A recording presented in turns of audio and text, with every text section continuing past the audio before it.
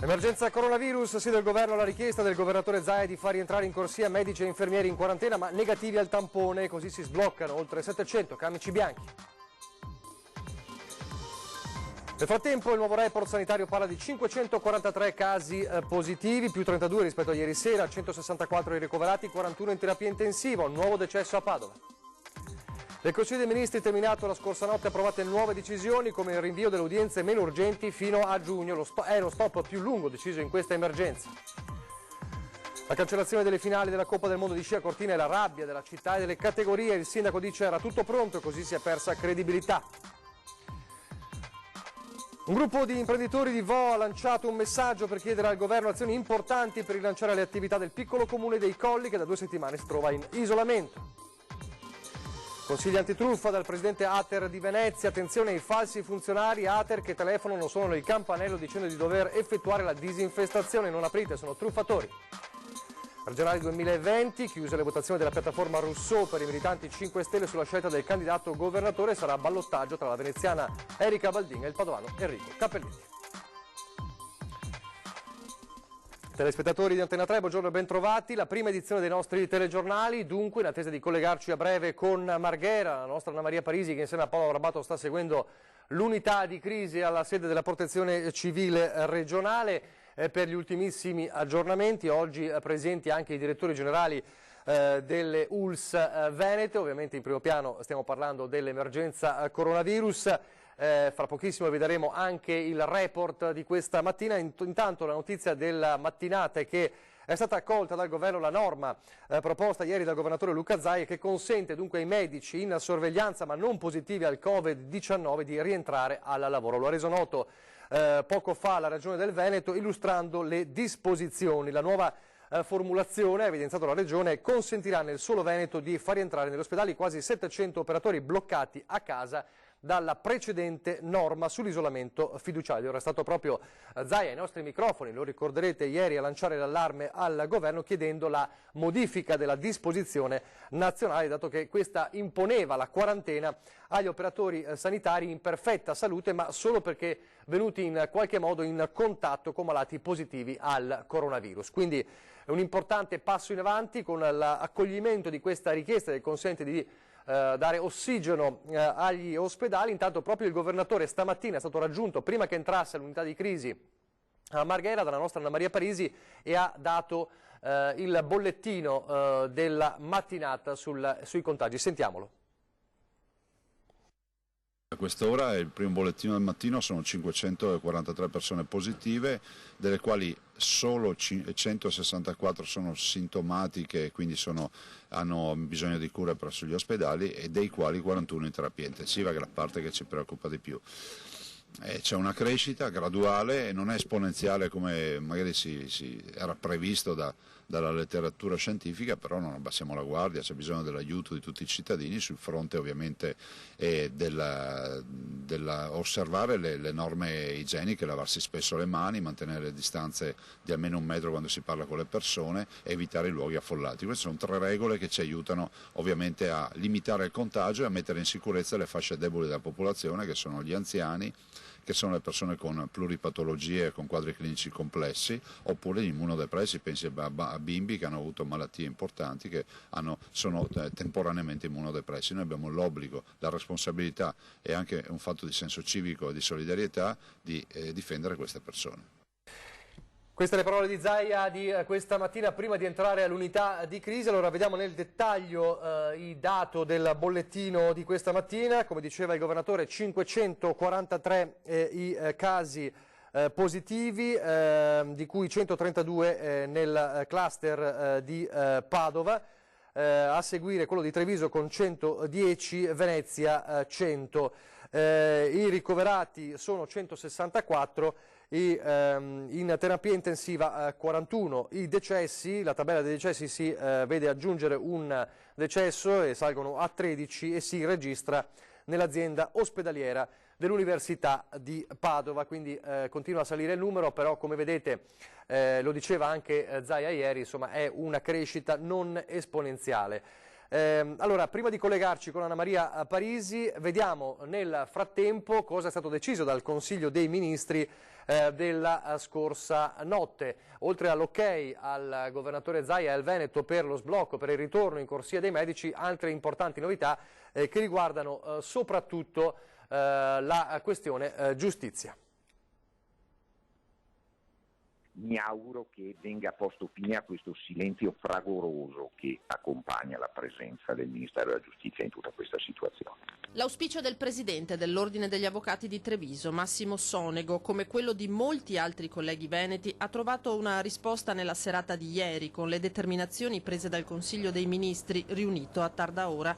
Stop ai processi, sia penali che civili, relativi ai reati meno gravi su tutto il territorio nazionale fino al 31 maggio per tutelare chi lavora nelle procure e nei tribunali. In considerazione della necessità di riorganizzare le attività, il decreto prevede dalla data di entrata in vigore l'applicazione per 15 giorni del regime di sospensione feriale, quindi di fatto sarà applicato dal 23 marzo in poi. Un altro provvedimento che va nella direzione di contenere la diffusione del coronavirus e che era stato a più riprese invocato dagli addetti ai lavori. Giustizia e sanità sul tavolo del governo, che ha autorizzato l'assunzione di 20.000 tra medici, infermieri e operatori, compresi specializzandi e pensionati, per sostenere l'attività ormai al limite dei reparti in prima linea, soprattutto nelle regioni in cui il virus è già massicciamente presente, ma anche per essere pronti al suo diffondersi nelle zone non ancora colpite. Poteri più ampi alla protezione civile, autorizzata a requisire materiali sanitari e strutture per far fronte a carenze di prodotti o posti letto, oltre che di spazi dove far trascorrere la quarantena, che si aggiunge alla possibilità di requisire gli alberghi. Per potenziare i reparti di terapia intensiva sono inoltre in arrivo 5.000 impianti di ventilazione assistita. La Regione Veneto ha inoltre disposto la temporanea chiusura fino al 15 marzo delle strutture di natura semi-residenziale, sociosanitarie e sociali, comprese quelle per anziani, persone con disabilità, minori, persone con dipendenza e con problemi di salute mentale. Sono inclusi anche i centri di sollievo per i cittadini con demenza e Parkinson. Il tutto sopperito però in caso di necessità da un sostegno domiciliare. E poi il contraccolpo per i grandi eventi, quelli non rinviabili, definitivamente annullati, come le finali di Coppa del Mondo di sci a Cortina d'Ampezzo, che il governatore Luca Zaia ha commentato così questa mattina. La tappa della Coppa del Mondo si doveva tenere il 18 marzo e purtroppo è saltata perché le diverse federazioni sciistiche mondiali temono che i loro atleti che vengono qui non possano poi più rientrare. Stiamo ancora vivendo la coda di una partita che è iniziata con una partita tutta di due regioni, Veneto e Lombardia, poi è diventata italiana e adesso sta finalmente uscendo questo problema dall'effetto Italia, perché la Germania comincia ad avere 600 contagiati, sta crescendo con le stesse curve dell'Italia di una settimana fa, e così la Francia. Per dire cosa? Per dire che il problema, se avessimo dovuto discutere di questi temi magari fra qualche settimana, molto probabilmente le motivazioni sarebbero state: non si fa perché comunque il mondo intero oggi deve occuparsi del coronavirus. Avete sentito le parole di Zaia sulle finali di Coppa del Mondo di sci cancellate, amarezza evidentemente anche nella città, a Cortina d'Ampezzo. Abbiamo raggiunto stamattina il sindaco Gianpietro Ghedina, sentiamo cosa ha detto. Sapevamo che la situazione era sicuramente difficile, che c'era una problematica legata in particolar modo a alcune federazioni che, viste le restrizioni dei loro paesi, forse non avrebbero partecipato. Certamente non ci saremmo aspettati che tutte le federazioni avrebbero votato, diciamo, in maniera contraria alla disputa delle finali qui a Cortina. Questo ovviamente da un lato dà una certa amarezza, nel senso che Cortina era sicuramente pronta, ovviamente la macchina organizzativa era già operativa da tanti mesi, le piste sono perfettamente già preparate, insomma bastava solo che gli atleti arrivassero. Un problema sicuramente più generale che ci passa un po' sopra la testa, forse una credibilità del Paese Italia che è venuta a mancare. Ovviamente noi non possiamo fare altro che prenderne atto, ecco. Ovviamente, diciamo, è un danno importante, diciamo gli stranieri ovviamente io credo che per un bel po' di tempo non verranno nel nostro paese. Noi ovviamente stiamo già facendo delle azioni sul territorio nazionale, quindi già pensando all'estate, quindi a portare ovviamente clientela italiana. Sugli stranieri insomma saranno un po' un tempi un po' difficili, certamente un danno per quanto riguarda ovviamente l'immediato, quindi legato all'evento stesso, legato ovviamente anche agli alberghi, agli esercizi commerciali eccetera, questo e ovviamente dei costi importanti che sono stati sostenuti questi mesi e nella preparazione ovviamente della gara. Faccio presente però peraltro che ovviamente il nostro obiettivo sono i mondiali 2021, quelli del prossimo anno. Questi sarebbero stati sicuramente un test event molto importante anche per rodare la macchina organizzativa, ma insomma noi ci rimbocchiamo le maniche e andiamo avanti, ecco.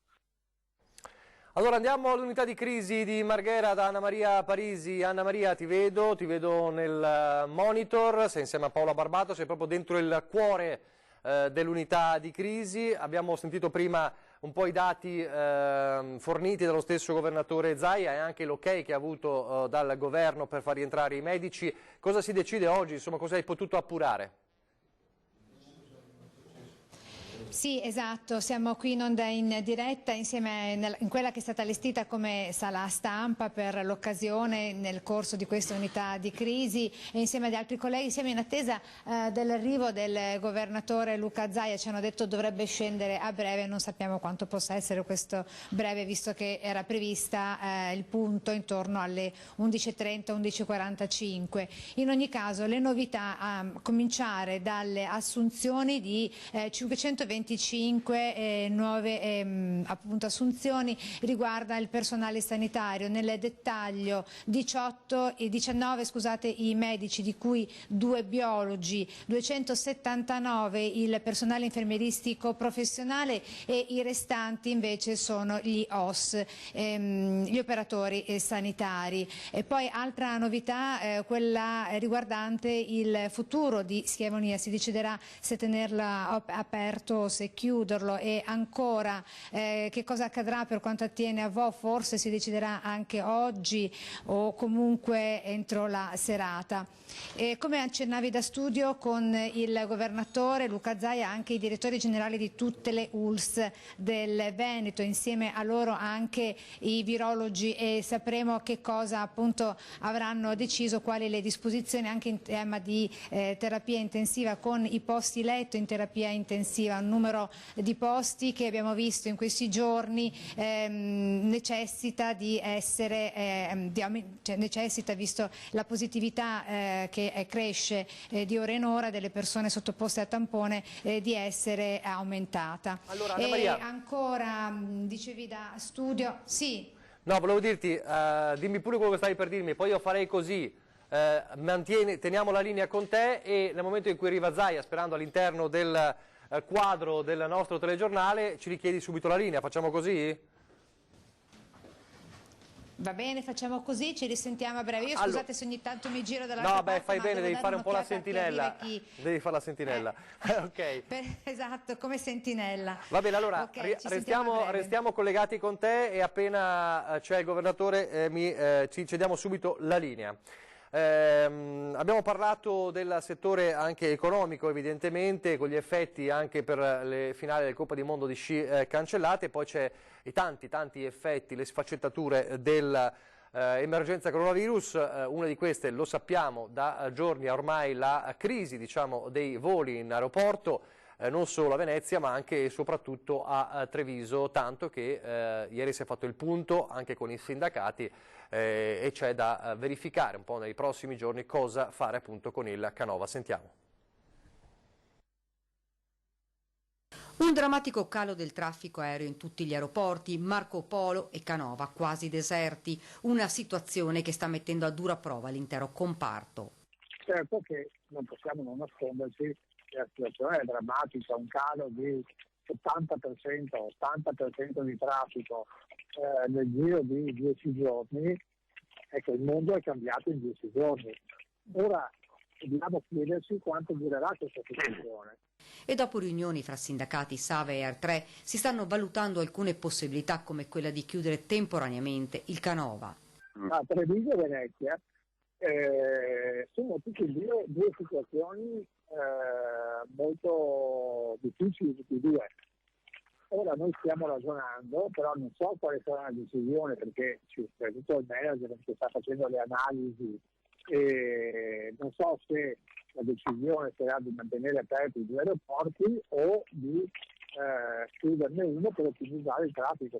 Se questo avvenisse, spiega Enrico Marchi, si tratterebbe di una chiusura ovviamente temporanea, già sperimentata fra l'altro durante proprio i lavori dell'aeroporto trevigiano, ma bisognerà attendere la prossima settimana per capire cosa accadrà, anche se sembra scontato un ulteriore calo di passeggeri. L'ondata di disdette delle prenotazioni ha travolto davvero tutti gli aeroporti italiani e, spiega Marchi, si stanno predisponendo delle misure per far fronte a questa emergenza. Abbiamo fatto anche questo, ci siamo preoccupati, primo, di fare in modo che ci sia una sostituibilità delle squadre, nel senso che se abbiamo un gruppo di persone all'interno delle quali verifica un caso di contagio, non è che ci ferma all'aeroporto.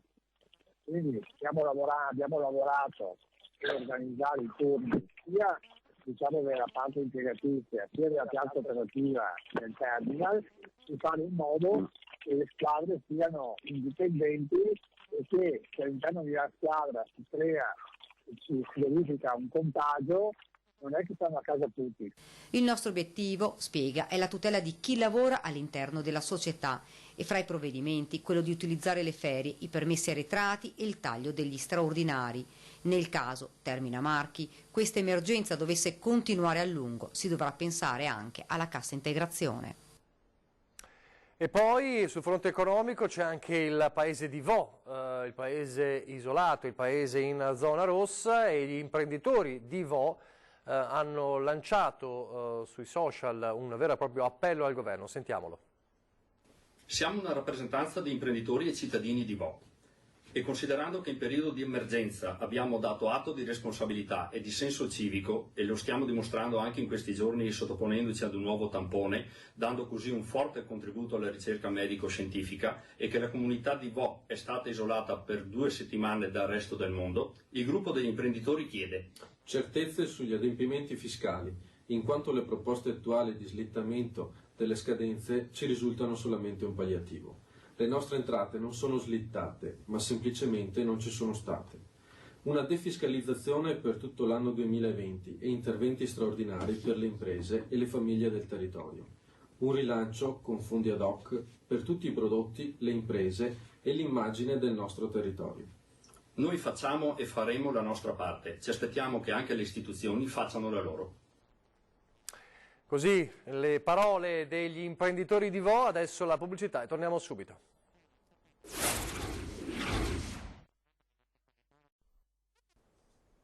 Rieccoci in diretta, e ancora il coronavirus, un'altra faccia del coronavirus è quella purtroppo degli sciacalli, come di chi appunto approfitta della situazione per tentare di truffare soprattutto gli anziani. Allora, sentite cosa dice il presidente di Ater Venezia. Quello che possiamo consigliare a tutti è di adeguarsi a quelli che sono gli stili di vita che sono suggeriti dall'Istituto Sanità Nazionale e dal governo, per cui in questo momento l'unica cosa che possiamo fare anche noi è chiedere ai nostri inquilini di adeguarsi. Semmai chiediamo a tutti di stare attenti, perché in questi giorni, approfittando anche della situazione diciamo di fragilità che hanno soprattutto gli anziani rispetto alle brutte notizie che ci arrivano sul coronavirus, ci sono alcune persone malintenzionate che suonano i campanelli, si qualificano in qualche caso come responsabili o funzionari dell'Ater. Noi diciamo a tutti di non aprire, perché sono dei truffatori e dei malintenzionati che magari vogliono entrare nella casa per derubare i nostri inquilini. E a proposito, adesso lasciamo per un attimo il coronavirus, ci torneremo fra pochissimo perché ci ricollegheremo con Anna Maria Parisi. La cronaca ha adescato una ragazzina di 14 anni residente in provincia di Cagliari sui social network inviandole foto e messaggi a sfondo sessuale. Un 33enne della provincia di Venezia è stato arrestato dalla Polizia Postale di Cagliari con l'accusa di detenzione di materiale pedopornografico e adescamento di minori sui social. Altre 7 persone residenti nelle province di Venezia, Bologna e Napoli sono state denunciate in stato di libertà. Le indagini della Polizia Postale sono partite alcuni mesi fa, quando è arrivata la denuncia da parte dei genitori della ragazzina, che hanno segnalato agli agenti del compartimento della Polizia Postale di Cagliari che la figlia riceveva via social da diversi utenti messaggi a sfondo sessuale e immagini di natura pornografica. Sono iniziati gli accertamenti che hanno consentito di individuare i vari utenti. Il 4 marzo scorso è scattata l'operazione Sick Boy. E ieri sera invece un incidente grave in frazione di San Martino di Lupari, siamo nel Padovano, ci sono 2 feriti. Scontro frontale tra 2 vetture lungo la strada regionale Postumia all'altezza della frazione di Campagnola nel comune di San Martino di Lupari. 2 i feriti ricoverati all'ospedale di Cittadella, sono l'uomo e la donna che erano alla guida dei 2 mezzi. Le dinamiche dello scontro, avvenuto alle 20:20 di venerdì, sono ancora al vaglio della Polizia Stradale di Castelfranco. L'impatto violento, che ha distrutto le parti anteriori delle 2 vetture, potrebbe comunque essere causato dall'alta velocità. Sul posto sono intervenuti i pompieri di Cittadella, che hanno estratto i feriti dalle lamiere per affidarli alle cure del SUEM, che li ha trasportati al nosocomio della città murata. I 2 non sono in pericolo di vita. La politica: ieri si sono concluse proprio a quest'ora le cosiddette regionarie, cioè le consultazioni sulla piattaforma Rousseau del Movimento 5 Stelle, degli elettori del Movimento 5 Stelle, per scegliere il candidato governatore del Veneto, e sarà un ballottaggio nei prossimi giorni tra Erika Baldin ed Enrico Cappelletti. Erika Baldin e Enrico Cappelletti saranno la consigliera regionale o l'ex senatore a guidare la squadra del Movimento 5 Stelle per le prossime elezioni regionali? I 2 nomi sono stati scelti dagli attivisti al termine della nuova tornata delle regionarie, ovvero le primarie digitali che contraddistinguono l'attività politica pentastellata. Un percorso iniziato il 20 febbraio con 54 aspiranti candidati alla nuova assemblea di Palazzo Ferrofini per i prossimi 5 anni e che si concluderà la prossima settimana con la scelta dello sfidante dell'attuale governatore del Veneto, Luca Zaia. L'ultimo passaggio con la definizione dei 2 ballottanti si è concluso alle 12, in concomitanza con le regionarie per le Marche, la Puglia, la Toscana e la Liguria. 3.012 i votanti complessivi sia per Palazzo Balbi a Venezia che per Palazzo Leopardi ad Ancona, dove non c'è stato nessun nome che ha raccolto il 50% più 1 dei voti. Segretato al momento anche il dato delle preferenze, questo, spiegano dal Movimento, per non influenzare l'ultimo passaggio prima del nome definitivo del candidato presidente veneto. Erika Baldin, 31 anni, Chiogiotta, è attualmente consigliere regionale e componente della Commissione Bilancio e delle Politiche Economiche del Veneto. Enrico Cappelletti, 42 anni, padovano, è stato senatore del Movimento 5 Stelle fino al marzo del 2018 ed è attualmente consulente per diverse società del territorio. Di sicuro sarà una corsa senza alleanze, nessuna convergenza con il Partito Democratico Veneto, come per le altre regionali, Liguria esclusa, dove oltre al voto per il candidato presidente la piattaforma Rousseau ha chiesto di pronunciarsi per possibili alleanze, con il risultato che per la maggioranza degli attivisti, se si vuole vincere sul governatore uscente Giovanni Toti, il movimento deve allearsi con il Partito Democratico. Un segnale politico importante anche per il Veneto. Nel frattempo vi ricordo, tornando al coronavirus, che domani alle 11 Antena 3 Rete Veneta vi trasmetteranno in diretta la messa celebrata dal Patriarca di Venezia, Monsignor Francesco Moraglia, dalla chiesa dalla Basilica del Redentore di Venezia. Quindi anche questa domenica, possiamo vedere le immagini, anche questa domenica Antena 3 Rete Veneta vi daranno la possibilità, vediamo pure le immagini, grazie, vi danno la possibilità di poter assistere alla celebrazione, come sapete in questi giorni, in questa settimana, la messe, le celebrazioni restano a porte chiuse per le norme previste dal governo, ma c'è la possibilità anche questa domenica dunque per tantissimi fedeli di seguire l'Eucaristia presieduta dal Patriarca di Venezia, questa volta dalla Basilica del Redentore. A partire dalle 11 ci collegheremo alle 10:30 in studio e poi vi accompagneremo verso la messa della Basilica del Redentore. Allora torniamo al coronavirus. Siamo sempre in attesa, vediamo se riusciamo a collegarci con Anna Maria Parisi. Anna Maria. Eccoci, siamo sempre qui in attesa anche noi che arrivi il Presidente Luca Zaia o l'assessore alla sanità, la Manuela Lanzarin. Nel frattempo abbiamo capito che c'è una novità per quanto attiene a Schiavonia, ospedale che verrà riaperto gradualmente lunedì 8, ma questa è una notizia appunto ufficiale che ci arriva direttamente dalla Regione. In attesa invece di capire quali siano le novità concretamente appunto dalla Regione, aspettiamo a nostra volta che arrivi il Presidente o l'assessore di reparto, la Manuela Lanzarin. Intanto abbiamo saputo che all'ospedale L'Angelo di Messe stanno smantellando gradualmente anche le famose tende termiche, perché pare non fossero adatte a ospitare nell'accoglienza i pazienti e quindi sono in via di essere smantellate. Altro al momento non c'è, se non, come avevi anticipato da studio, il rientro di un cospicuo numero di medici e personale sanitario dalla cosiddetta quarantena, visto che sono risultati negativi al tampone. Insieme a questi anche un cospicuo numero di nuove assunzioni a tempo indeterminato, come abbiamo già nel dettaglio anticipato prima. C'è da dire anche che un noto e importante istituto di credito ha donato 100 milioni di euro per le cure e la sanità, con i ringraziamenti del governatore del Veneto. Ora non ci resta che attendere che arrivi qui nell'unità di crisi, questa che è stata allestita come sala stampa, per capire che cosa dirà appunto a tutti noi giornalisti. Se allora, avete domande da studio? Adesso allora teniamo un attimo la linea, aspettiamo di vedere se scende a breve. Nel frattempo torniamo allora sul coronavirus, perché ieri c'è stato un importante incontro della Regione, l'assessore regionale Roberto Marcato con gli istituti bancari, quindi vediamo il servizio di Marcato che incontra le banche.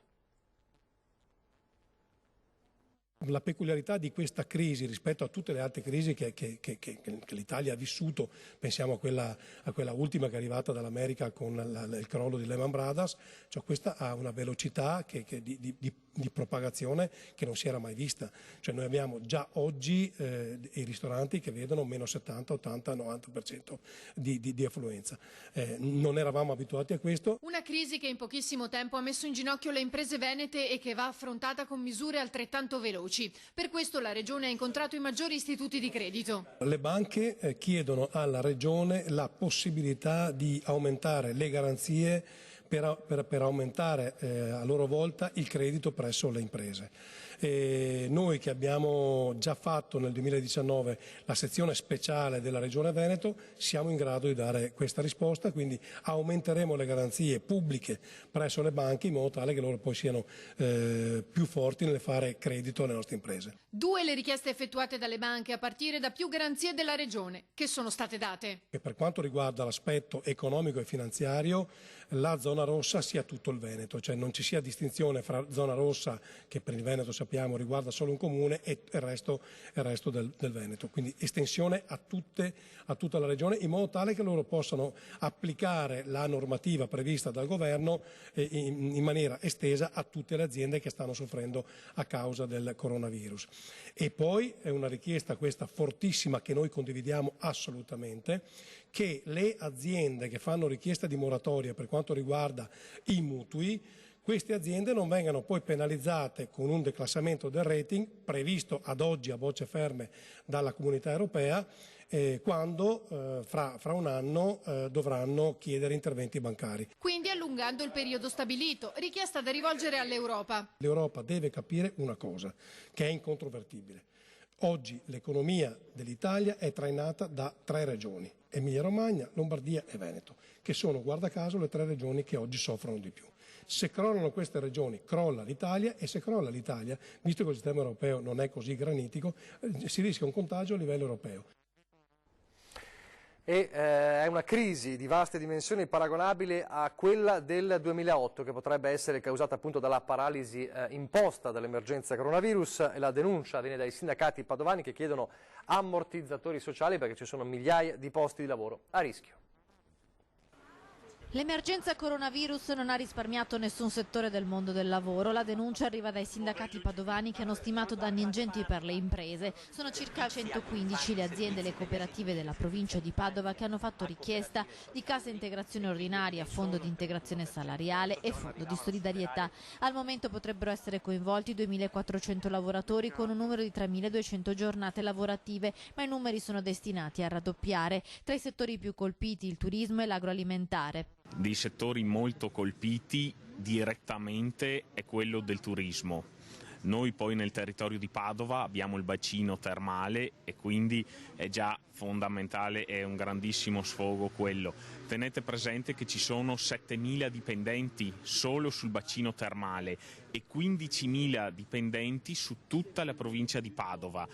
Questo è veramente gravoso perché purtroppo allo stato attuale non tutti hanno ammortizzatori sociali. Ci sono problematicità che potrebbero derivare anche dalla mancanza di manodopera nel settore primario, perché purtroppo tanti lavoratori stagionali stranieri se ne sono tornati nel loro paese d'origine. Colpite anche le cooperative sociali che operano negli asili nido, nella logistica, il settore calzaturiero legato alla Cina e l'artigianato, senza contare l'impatto sulla sanità. Già prima dell'emergenza coronavirus i sindacati avevano denunciato la mancanza di personale e turni estenuanti per medici, infermieri e operatori sociosanitari dell'azienda ospedaliera di Padova. Ora la situazione è critica, visto che da giorni gli ospedali lavorano senza tregua. Questa è un'emergenza che ha delle dimensioni importanti.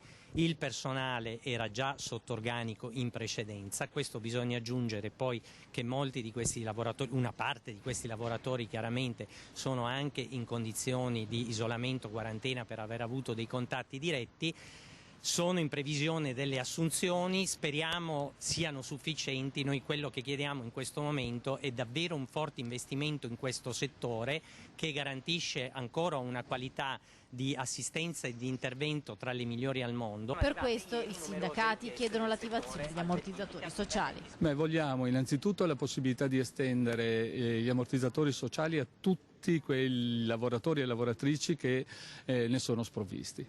Siamo in una condizione di assoluta emergenza, come già da tempo si dice, ed è evidente che non possiamo mettere limiti e porre dei paletti. Devono essere estesi, devono essere rapidi e devono avere delle modalità di richiesta fortemente semplificate. Sempre in attesa di collegarci con Marghera per sentire dalle parole del governatore Luca Zaia quali sono le ultime novità e anche quanto è stato disposto insomma, nella unità di crisi aperta questa mattina dalle 10 anche con i dirigenti delle ULSS, direttori generali delle ULSS venete. Nel frattempo la notizia insomma, che rimbalza su tutti i media nazionali è l'annuncio di Nicola Zingaretti, il segretario del PD e presidente della regione Lazio, che dice: sono positivo al test, sto bene, in isolamento a casa. Leggiamo queste poche righe: i medici mi hanno detto che sono positivo al Covid-19, sto bene, dice Zingaretti, ma dovrò rimanere a casa per i prossimi giorni. Da qui continuerò a seguire il lavoro che c'è da fare, coraggio a tutti, a presto, ha detto il segretario del PD in un video pubblicato su Facebook. Adesso magari cercherò di recuperare sul social di Zingaretti.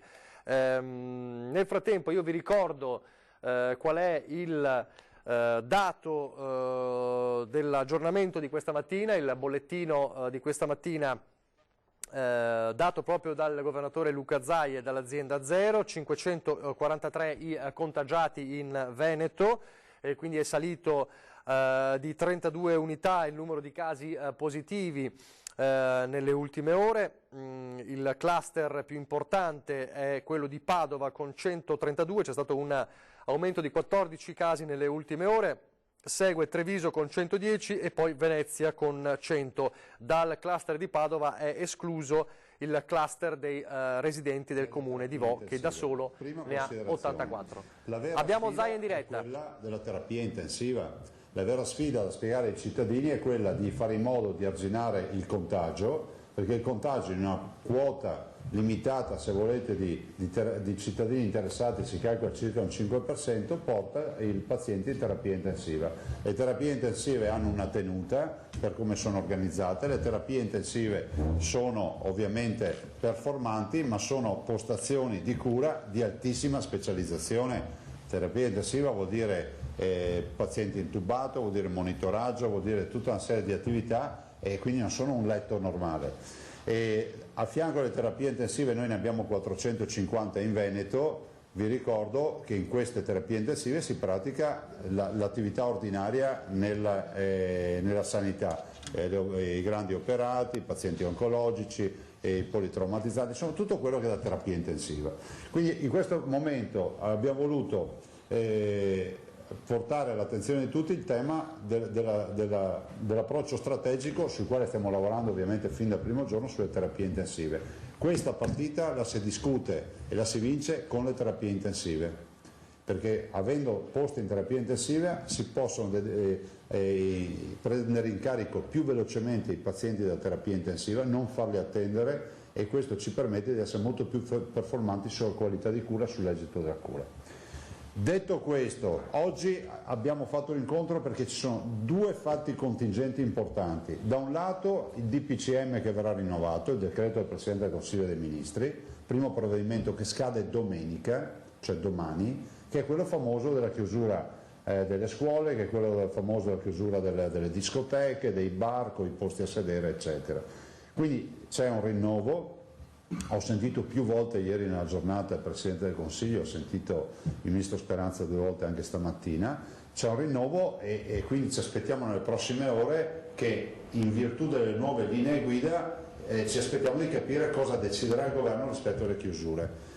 Per quanto riguarda noi, vi annuncio già che l'unità di crisi ha deliberato, a fronte anche di una relazione che poi vi consegno, e facciamo fare una relazione, se c'è Federico, io dovrei averla qui, l'avevo in mano prima, su Vo, eccola qui, faccio fare dopo una fotocopia e ve la diamo a tutti, è la risultanza dei campionamenti fatti su Vo, del fatto che noi abbiamo 66 positivi su 3.500 abitanti che sono stati monitorati, testati più volte, e quindi la necessità di dire guardate, l'isolamento fiduciario, l'isolamento di Vo ormai lo consideriamo, la nostra unità di crisi lo considera superato, per cui vi informo che in tempo reale, mentre ve lo sto dicendo, sta già partendo la mia lettera al Presidente del Consiglio, al Ministro Speranza e al Comitato Tecnico Scientifico, che è colui che dà poi le linee guida, dove ci sono tutti i massimi luminari della sanità, per chiedere finalmente che Vo venga liberata. Ecco, vedo anche che c'è questo dibattito, l'ho detto anche al Ministro, l'ho detto anche al Presidente del Consiglio, su zone rosse. Allora, non usiamo il termine improprio. La nostra è una zona che conosce il virus ormai in tutte le province, punto. Affrontiamo la partita, ma io penso che il concetto in generale di zona rossa non paghi da un punto di vista anche, diciamo, di sentiment pubblico, no? Perché poi la cura la fai uguale anche se non la chiami zona rossa, no? Magari potremmo chiamare zona della speranza o altre robe del genere. Evitiamo di fare le zone. Io non sono contrario alle zone, ma dico che qualcuno mi dice ma il Veneto può avere altre zone rosse. No, il Veneto è il Veneto, punto e basta.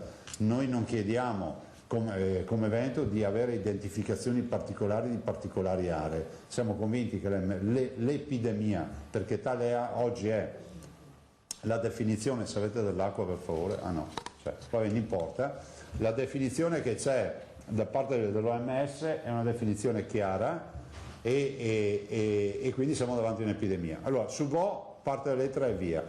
Rispetto all'altro aspetto, che è quello del decreto approvato stanotte, abbiamo già un testo, ma che immagino sia un testo che poi verrà perfezionato in virtù degli emendamenti che sono stati elaborati durante la discussione in Consiglio dei Ministri, che è durata ore, Dico che questo decreto intanto coglie perfettamente l'istanza del Veneto, all'articolo 11 coglie l'istanza del Veneto in maniera molto pulita, didascalica, ovvero che tutti i lavoratori, quindi parlo dei medici, infermieri, OS e tutti quelli che lavorano nella sanità, ma direi in generale per i servizi essenziali, anche la segreteria del sottoscritto in un momento come questo è un servizio ai cittadini, per quel che mi riguarda, che hanno avuto contatti con persone positive ma sono negativi e non hanno sintomi, sono ammessi al lavoro con un protocollo che noi abbiamo già elaborato, che ci permette di dire che verranno tamponati, quindi verranno verificati nei giorni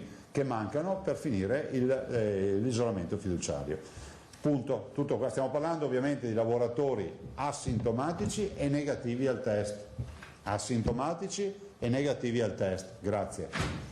Questo ve lo dico perché per noi significa riportare un contingente di lavoratori e di professionisti nella sanità che è unico. Ovviamente vi dico già che siamo già partiti in queste ore alla luce di un altro articolo che c'è sulla possibilità di assumere forza lavoro, si parla di 20.000 persone assumibili, derogando un po' le regole canoniche dell'assunzione per questa emergenza, e quindi stanno già lavorando in azienda zero per i bandi per assunzioni ovviamente straordinarie. Ne abbiamo già 500, la Sole Lanzani ha mandato avanti le 500, ne facciamo ancora alla luce del decreto, appena verrà pubblicato noi siamo già pronti con i bandi.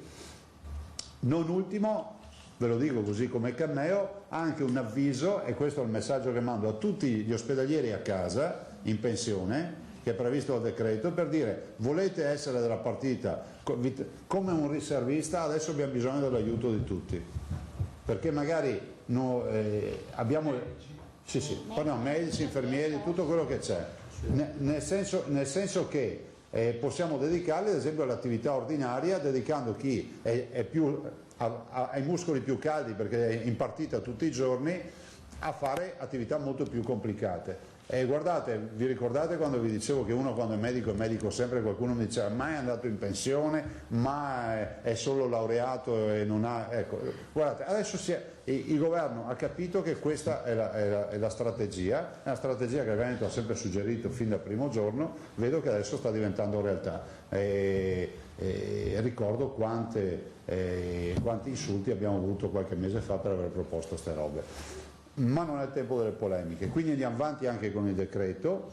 Infine, ultimo aspetto che voglio sottolineare, ve l'ho detto all'inizio, le terapie intensive. Siamo pronti con un progetto di terapie intensive, intanto per attivate subito altre 52 oltre le 3,50 senza comprimere l'attività ordinaria. Guardate che la vera sfida qui, da un lato, è mettere i malati gravi di coronavirus nelle terapie intensive, dall'altro è quello di non svuotare le terapie intensive dai malati e dai pazienti in cura che non c'entrano nulla con il coronavirus. Noi cerchiamo di continuare a fare sanità, erogare sanità, ma dobbiamo anche occuparsi di questi nuovi pazienti complicati. Ne abbiamo altre 52 di attivate da subito, e poi tutto il progetto che sapete del 160 è quello che è. DP, ovvero tutto quello che sono i dispositivi, no? Abbiamo un camion che abbiamo sdoganato in Svizzera, è arrivato a Veggiano, adesso lo stiamo seguendo a vista, che ne ha 500.000 di mascherine dentro. Siamo riusciti a comprare queste mascherine. Stiamo spendendo milioni di euro in mascherine, e poi si capisce, no? Nella vita uno dice ma io sto tranquillo perché ho il conto corrente pieno in banca. Alla fine ti salva la vita una mascherina che non trovi, che magari costa qualche centesimo. Questo dà anche un senso di molte considerazioni che l'umanità farà dopo questa tragedia, no? E allora abbiamo questo camion di 550.000 mascherine, se non ricordo, 550 dovrebbero essere. Dall'altro abbiamo un ordine in itinere che arriva di quasi 2,5 milioni di dispositivi, poi occhiali e quant'altro. Sul mercato c'è difficoltà a trovare. Stiamo anche comprando, abbiamo deciso stamattina di comprare anche non CE, cioè non a marchio CE, cioè mascherine non a marchio CE. Faremo magazzino perché nell'eventualità che ci sia Emergenza non c'è nulla, metteremo anche questo e poi CIE è un marchio nostro, cioè non è che il mondo va col marchio CIE. Che è previsto Che è previsto peraltro. È previsto nei DCM. Però ci rendiamo anche conto che in questa fase se riusciamo... L'ultima ratio, l'ultima spiaggia, ma ripeto, non CIE non vuol dire che è una porcheria, vuol dire che risponde a codici di altri paesi che possono essere gli Stati Uniti o altre partite, non quelli europei. O viceversa, insomma, vi ho fatto degli esempi che non vorrei che venissero presi come scienza infusa, che poi c'è sempre qualcuno che deve fare gli appunti sui miei discorsi perché non capisce come funziona la punteggiatura in italiano. E non è che posso parlare dicendo virgola, punto e virgola, perché mi diventa difficile parlare, perché allora devi parlare a qualcuno che ha problemi a comprendere. Questa è la partita. L'altra cosa, gli acquisti dei respiratori meccanici, perché quando parliamo di posti di terapia intensiva non parliamo solo del letto, ma ci vogliono le macchine. Terapia intensiva vuol dire aiutare il cittadino, il paziente a respirare con una macchina. Ne abbiamo comprati 36, ce ne sono altri 23 in arrivo, noi facciamo ordini, anche qui il mercato è asfittico, ci sta, no? Con la macchina per la respirazione. Cioè non c'è materiale sul mercato, ne viene fuori uno spaccato di questo paese che è inquietante, cioè noi non produciamo più nulla. Da dove arrivano questi? Sono sempre estero, nel senso no, abbiamo, fra l'altro in Veneto abbiamo delle produzioni di altissima tecnologia, ma in generale se pensate, mi riferisco alle mascherine, noi dobbiamo comprarle in Cina, cioè vengono dalla Cina o dal Marocco, ma la produzione nostra nazionale ormai si è ridotta, cioè noi stiamo diventando sempre più una grande commerciale, un paese di assemblatori, no? E lo si vede in questa emergenza perché abbiamo poche realtà rispetto a quello che dovremmo avere, ma il nostro problema ce l'hanno anche altri paesi europei, cioè è un problema diffuso, dico, anche qui, dopo questa crisi dovremmo interrogarci anche sul fatto che dobbiamo avere comunque garantite dei presidi produttivi, strategici, no? Una volta parlavano di carri armati e dell'industria bellica, oggi l'industria bellica è l'industria della salute, quindi garantire che se succede qualcosa noi dobbiamo avere la nostra roba, le nostre attrezzature, i nostri presidi farmacologici, cioè non dobbiamo dipendere da nessuno e questa emergenza insegna questo. In generale poi vi dico, per essere puntuale sulle cose discusse, vi dico anche che abbiamo attivato, siccome il decreto lo prevede, un monitoraggio, il decreto prevede che si possono fare investimenti su strutture in via del tutto eccezionale, abbiamo chiesto alla sanità un monitoraggio veloce da fare a stretto giro di posta insieme a 24 ore delle strutture ospedaliere dismesse che abbiamo, con eventuali valutazioni se vi fosse necessità di riattivare per dei posti letto, per dei punti di appoggio, diverse attività, senza alcuna, come si può dire, presunzione in questo momento, ma è bene avere una foto definitiva, perché è inutile continuare a dire ma l'ospedale di Monselice, ma l'ex ospedale di Schio, ma è l'ex ospedale di Auronzo, ma è l'ex di Belluno. Abbiamo detto facciamo una foto una volta per tutte, sappiamo da dove partiamo, cosa dovremmo investire per eventualmente rimetterli in moto e così via. Questo in maniera assolutamente prudenziale. E vi viene in mente qualcos'altro che abbiamo detto stamattina? Schiavonia apre da domani. Sì, a Schiavonia. No, Schiavonia apre da domani in maniera graduale, come abbiamo detto, è confermato anche in conferenza dei sindaci, quindi in maniera graduale aprirà da domani mattina. Oggi ci stanno gli ultimi preparativi organizzativi, con la riserva insomma dei posti comunque dedicati sia per eventualmente malattie infettive e pneumologia oppure terapia intensiva. Protezione civile, come siamo messi? Noi diamo il supporto alla sanità, appunto anche in tutto l'aspetto logistico, e quindi teniamo i contatti con il Comitato Operativo Nazionale, quindi continua l'azione di supporto della sanità soprattutto sugli aspetti logistici. Quindi anche sono attivi in alcuni ospedali, non in tutti, i pre-triage appunto nelle strutture che sono state approntate e anche sul trasporto appunto dei materiali, le mascherine, i DPI, insomma quello che sta arrivando. Oggi abbiamo fatto la nomina di Rosi?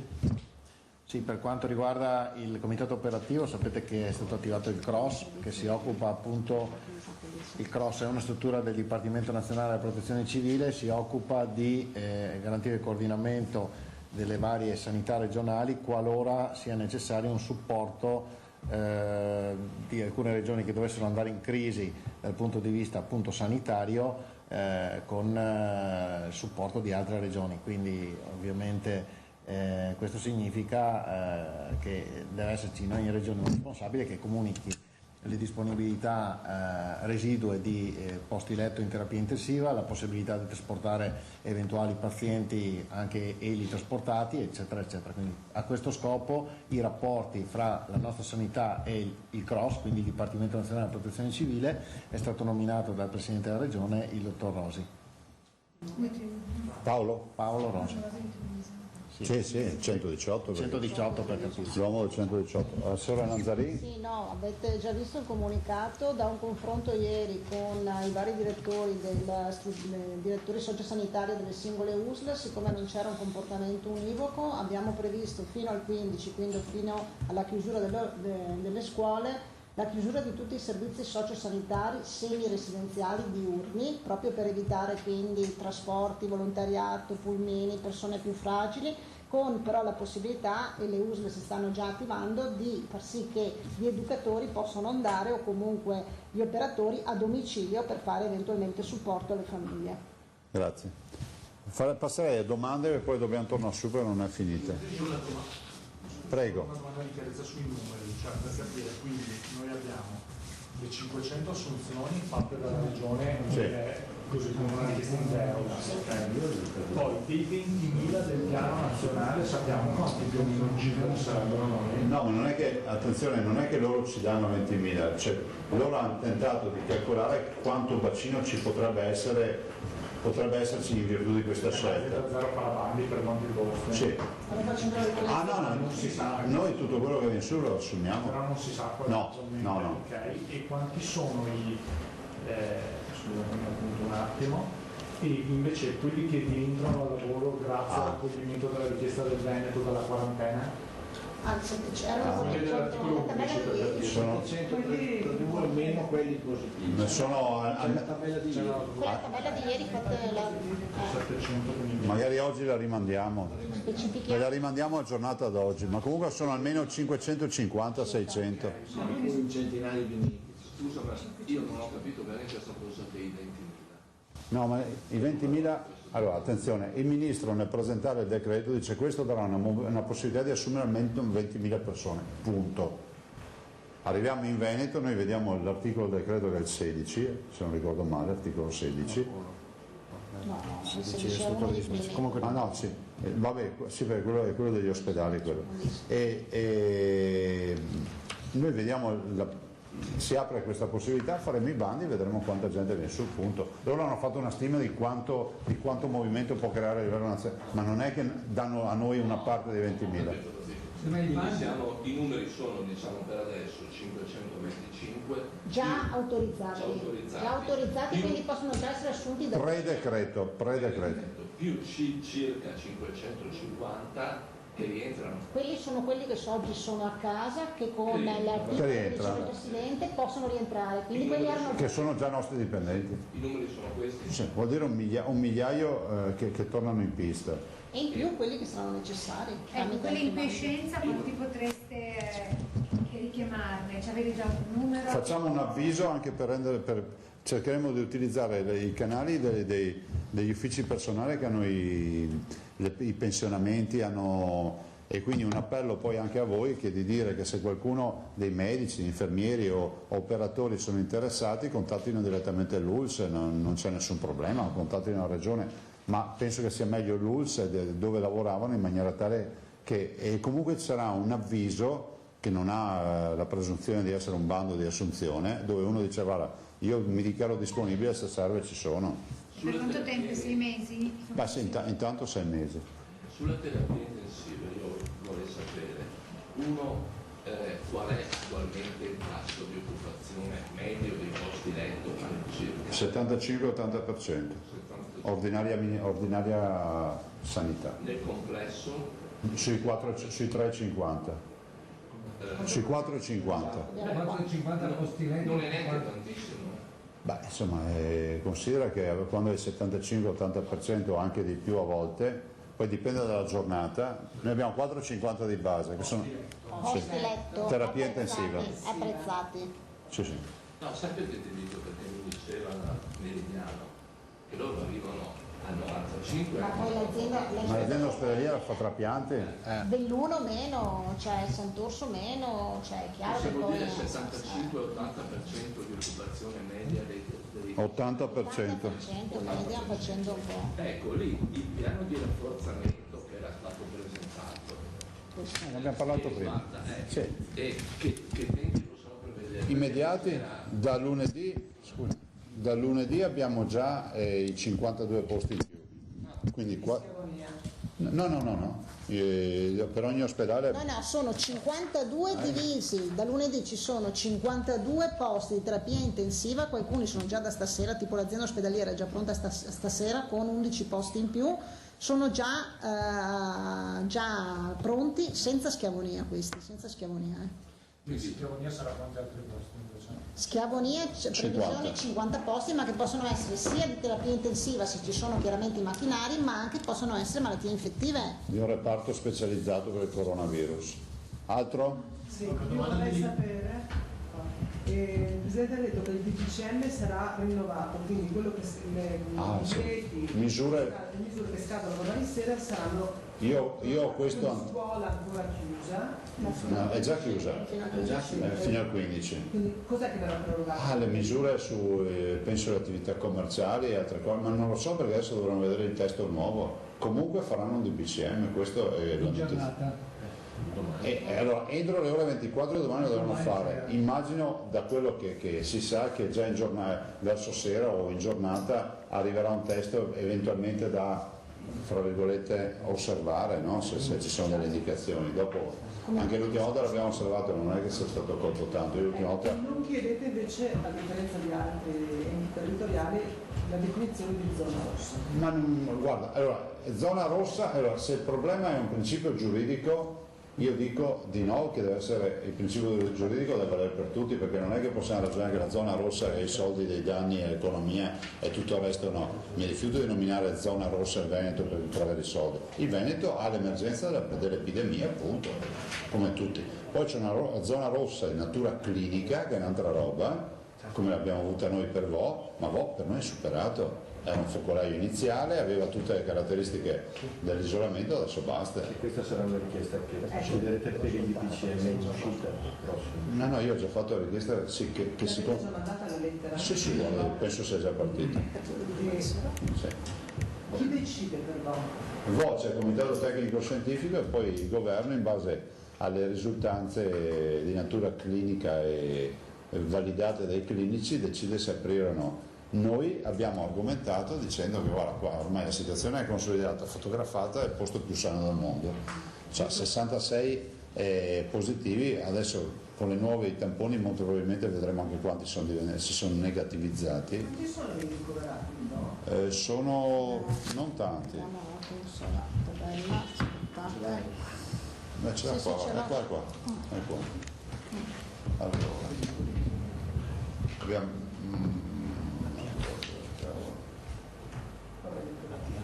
Ma poi vediamo il dato comunque,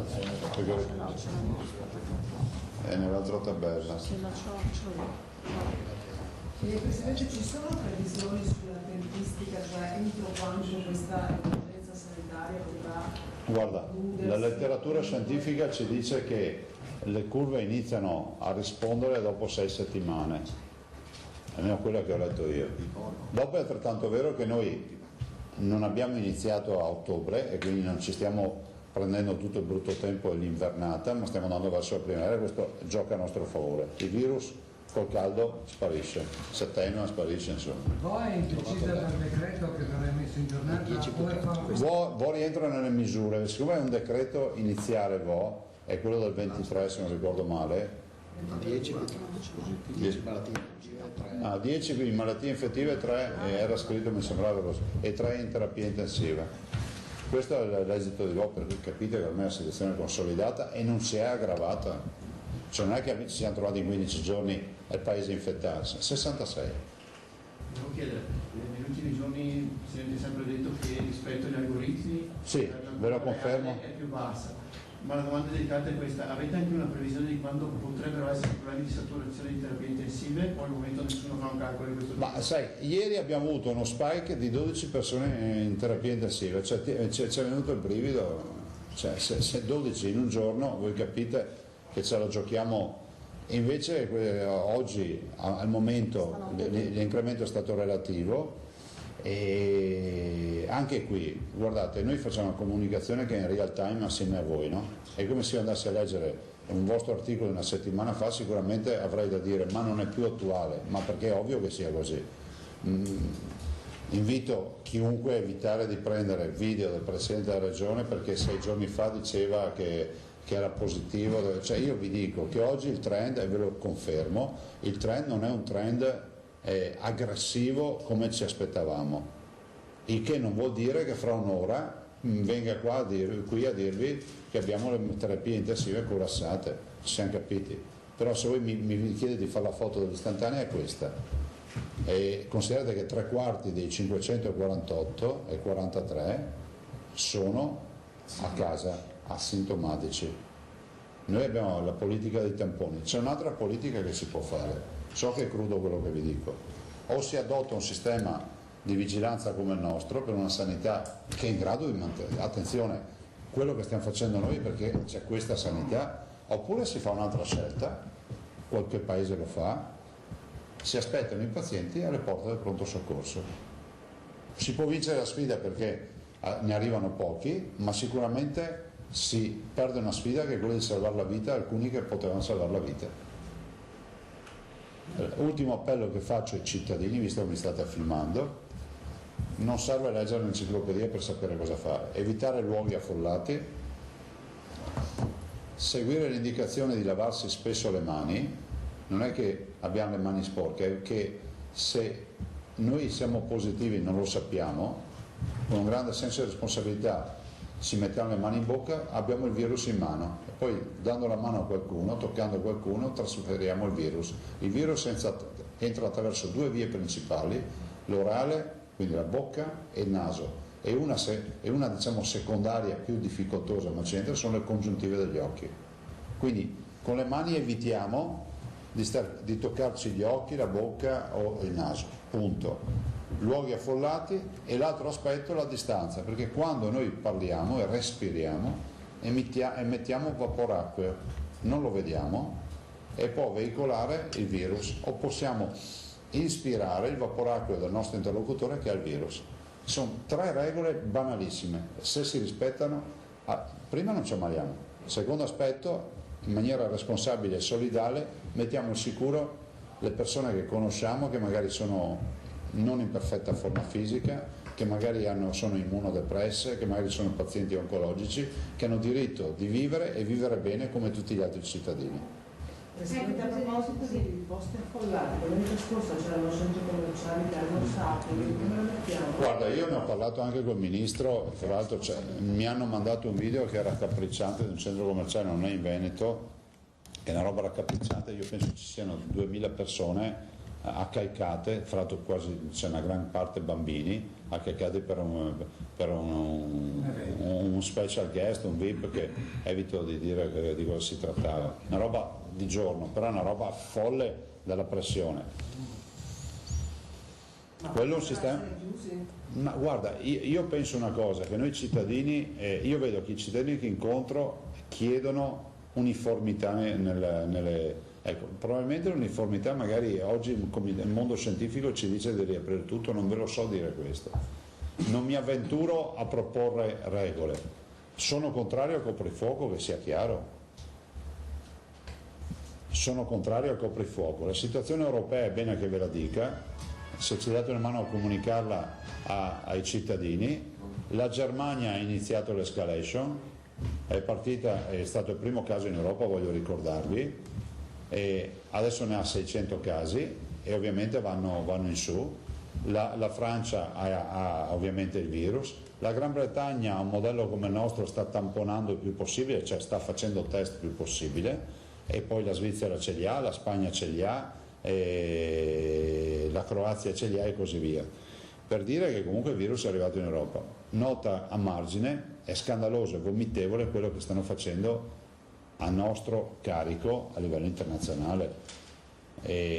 La pubblicità negativa e il fatto di identificarci come la nuova Wuhan. Ed è vergognoso che si paghi il conto semplicemente per essere stati più diligenti degli altri.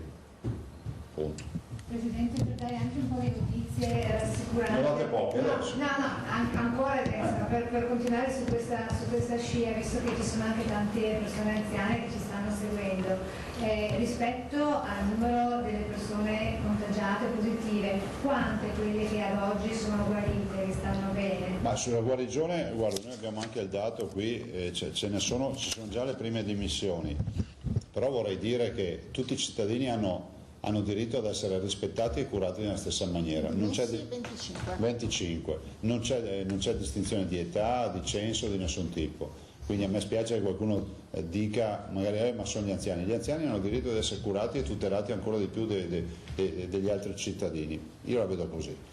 Dico, fate la vita di ogni giorno, agli anziani in particolar modo evitate di andare in posti affollati, restate a casa, girate per i parchi, quello che volete, ma evitate tanti contatti. Meno contatti si hanno, meno possibilità c'è di prendersi il virus. E i cittadini facciano una vita senza panico di tutti i giorni, come la faccio io, come la fanno i miei assessori, come la facciamo tutti. Sappiamo che questo virus, se si prende, l'80% guarisce in automatica, il 15% avrà bisogno del medico che gli dia 2 o 3 indicazioni, e un 5% finirà in ospedale con un quadro clinico complesso. Spesso i quadri clinici complessi sono di pazienti che sono già problematici da un punto di vista con salute cagionevole, punto. Il che non vuol dire che devono essere abbandonati, ma devono essere curati ancora di più. Le famiglie cosa si sente di dire, quelle con i bambini che hanno un momento di difficoltà anche per loro? Guardate, i dati, se già guardando i dati di VO, ma lo vedete sui dati di VO, ma in generale i bimbi possono contagiarsi, punto. Veicolare bimbi e confinarli in un'aula e metterli a rischio, non è, attenzione, questi non sono provvedimenti della regione, sono del governo, però il tema della scuola lo condivido anch'io, cioè nel senso che è troppo rischioso ed è una responsabilità troppo grande mandare migliaia di bambini in un ambiente confinato con il rischio che qualcuno li infetti. Insomma, abbiamo vissuto noi in Veneto la vicenda della tubercolosi a Motta di Livenza, abbiamo visto cosa significhi stare in classe con una persona che ha la tubercolosi. La gestione delle famiglie a questo punto risulta problematico incontrare i bimbi al parco giochi?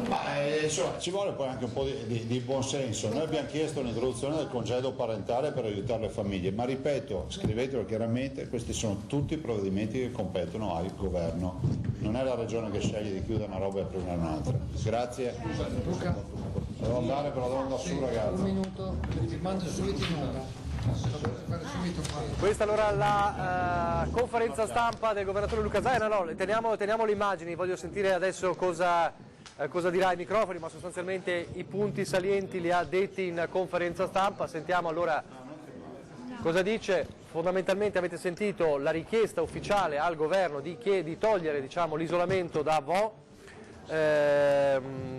Poi la soddisfazione ha ribadito, teniamo le immagini, grazie. La soddisfazione per l'accoglimento da parte del governo della richiesta di far rientrare, diciamo, al lavoro i medici, operatori sanitari e infermieri non negativi, quindi non positivi, quindi negativi al tampone, e poi la richiesta di poter chiedere ai medici in pensione, infermieri, operatori sanitari, insomma in pensione, in quiescenza, di rientrare al lavoro, insomma di mettersi d'accordo, di chiamare le ULSS per un piano veramente di straordinario per dare una mano negli ospedali, quindi anche i medici in pensione. Nuovi acquisti di DPI, i cosiddetti presidi sanitari, a partire dalle mascherine, e ha detto anche Zaia c'è l'attesa per il DPCM, il nuovo decreto della Presidenza del Consiglio dei Ministri su misure per la prossima settimana, non la scuola evidentemente, perché la misura della scuola c'è già, la chiusura fino al 15 marzo, ma nuove misure eventualmente per ad esempio negozi o altre strutture. Vediamo se riusciamo a sentire. Anna. Poi con anche il direttore dell'USA, la situazione attuale qual è? No, adesso il Presidente sta rilasciando un'intervista. Allora, aspettiamo un attimo. Ha chiesto di farla da solo, ne stiamo in attesa. Beh, non è proprio... Vabbè, su questo potremmo fare un lungo discorso. Va bene, comunque lo tralasciamo. Aspettiamo un attimo di avere il Presidente Zaia. Allora, dicevamo, queste sono le misure adottate, di cui ha parlato anche nel vertice con i direttori generali delle ULSS del Veneto. Importante soprattutto tra le varie cose la richiesta, l'avete sentito, formale, con una lettera al Presidente del Consiglio Conte, al Ministro Speranza, di togliere di fatto l'isolamento da Vo. Adesso c'è anche è stato completato il secondo screening con i nuovi tamponi, diventerà un vero e proprio studio epidemiologico, ma i dati, dice Zaia, non giustificano più quell'isolamento, quella zona rossa clinica. Chiaramente non parliamo della zona rossa, diciamo, economica, che per Zaia, come sappiamo, è tutto il Veneto a livello economico, con le difficoltà economiche, ma la zona rossa clinica, e quindi l'isolamento che venga tolto. Questa è la richiesta partita mentre proprio stava parlando in conferenza stampa Zaia, una richiesta formale con una lettera al governo. Nel frattempo, in attesa ancora un aggiornamento che riguarda invece il Friuli Venezia Giulia, perché c'è il primo decesso in Friuli Venezia Giulia, lo leggiamo dal sito online del Piccolo di Trieste. Morta l'anziana ospite di Casa Serena, il primo decesso in Friuli Venezia Giulia per coronavirus, in quarantena 15 operatori sanitari. La donna, 87 anni, era stata ricoverata d'urgenza all'ospedale di Cattinara, dove è risultata positiva al Covid-19. Nella casa di riposo dove, scrive il Piccolo, con tutta probabilità è avvenuto il contagio, sono state disposte e sono in corso tutte le opportune misure di profilassi e controlli sugli ospiti e sul personale della struttura. Anche alla base di Aviano 134 persone invece in autoquarantena. Quindi si registra il primo decesso, legato al coronavirus anche in Friuli Venezia Giulia. Allora, vediamo se possiamo sentire il Presidente Zaia.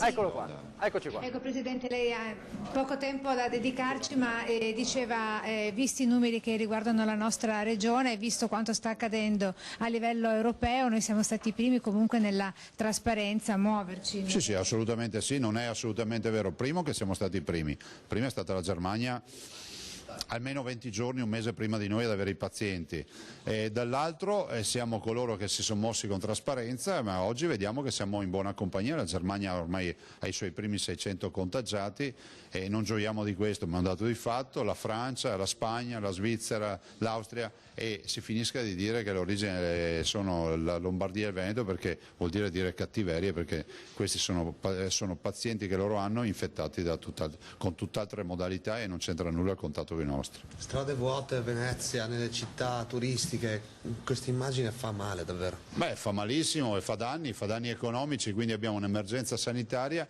e una economica. Io spero che si riesca a uscire velocemente da questa partita. Guardi, la vera soluzione è sconfiggere il virus quanto prima e da lì si riparte da zero, si riparte con l'economia, si riprende. Se questo non lo si fa, ovviamente tutto peserà e peserà sempre di più. Okay. Presidente, l'amarezza nel vedere annullata la Coppa del Mondo di sci? Ma guardi, abbiamo fatto di tutto, addirittura ho fatto anche una dichiarazione del fatto che Cortina non è neanche un contagiato, che c'è un presidio sanitario, ma tutte le squadre avevano il terrore di non poter tornare a rientrare poi nei diversi paesi di provenienza per il tema dell'aver frequentato le nostre zone. È lunare, è una roba incomprensibile quello che sta accadendo, però anche questo ci servirà come lezione per il futuro. Grazie Presidente, grazie, la salutiamo. Ecco, il Presidente Zaia doveva andare via e ci ha dedicato ancora un po' di minuti. Dunque avete sentito in questa punto stampa, devo dire veramente fiume. Sì, no, allora no, c'era... Volevo chiedere a Zaia Mi senti? È ancora lì? È ancora lì, Presidente? Sì, Presidente, scusi, Mi puoi chiedere... possiamo chiedere una cosa da studio? Un'ultima. Sì, Sì, un'ultima cosa. Se è a questo punto, di fronte a questa situazione, se è impensabile oppure a questo punto potrebbe essere uno scenario quello di spostare le elezioni. Diceva appunto da studio Nicola Zanetti se visto questo scenario è impensabile o a questo punto si potrebbe anche pensare di spostare le elezioni. Ma non c'entra niente con il problema di oggi, nel senso che io ho ben altri problemi a stare qui a parlare di elezioni, grazie. Ecco, Vabbè, questo quanto hai sentito. È stato chiaro, è stato chiaro. È stato molto chiaro, quindi dunque il punto... Però il problema si porrà, si potrebbe porre a livello organizzativo, si potrebbe porre, vedremo cosa accadrà nei prossimi giorni. Allora grazie. Perché lo ha detto lui stesso poco fa che le cose cambiano di ora in ora, di minuto in minuto, di settimana in settimana, quindi è uno scenario che forse vedremo. È un quesito che resterà aperto. Certo. Allora grazie Anna Maria Parisi, grazie a Paola Barbato, abbiamo tenuto la linea di questa prima edizione un po' anomala proprio perché c'era la necessità di poter sentire qual era la decisione, l'avete sentite molto importanti. La prima di tutte è quella della richiesta di poter liberare, tra virgolette, dalla zona rossa, clinica, dall'isolamento VO, ma non solo, la richiesta anche l'appello di poter richiamare in servizio non solo, quella è una decisione che è già stata presa, i medici negativi al tampone che possono quindi tornare al lavoro, ma anche la richiesta dei medici in pensione e in quiescenza.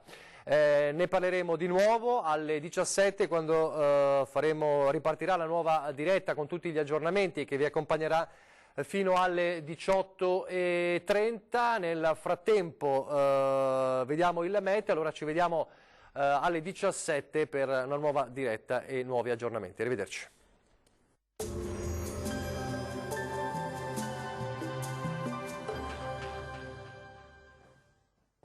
Bentrovati al meteo. Tempo in prevalenza stabile nella giornata di sabato 7 marzo e sarà così per tutto il weekend. Ma vediamo la situazione nel dettaglio.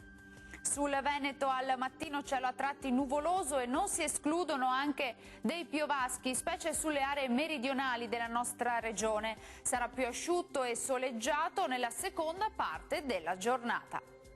Temperature in lieve aumento, minime comprese tra -1 e 6 gradi, valori massimi invece tra 12 e 16 gradi. Condizioni di bel tempo anche sul Friuli Venezia Giulia, sole prevalente salvo per qualche addensamento sulle zone costiere. Temperature minime tra 2 e 7 gradi, massime invece tra 13 e 15 gradi all'incirca. Ci spostiamo ora sul Trentino Alto Adige, anche qui sarà soleggiato, locali nevicate a bassa quota sui confini alpini. Temperature minime fino a -1 grado, massime invece sui 14 gradi all'incirca. Dal meteo di Antena 3 per ora è tutto, grazie per l'attenzione e arrivederci.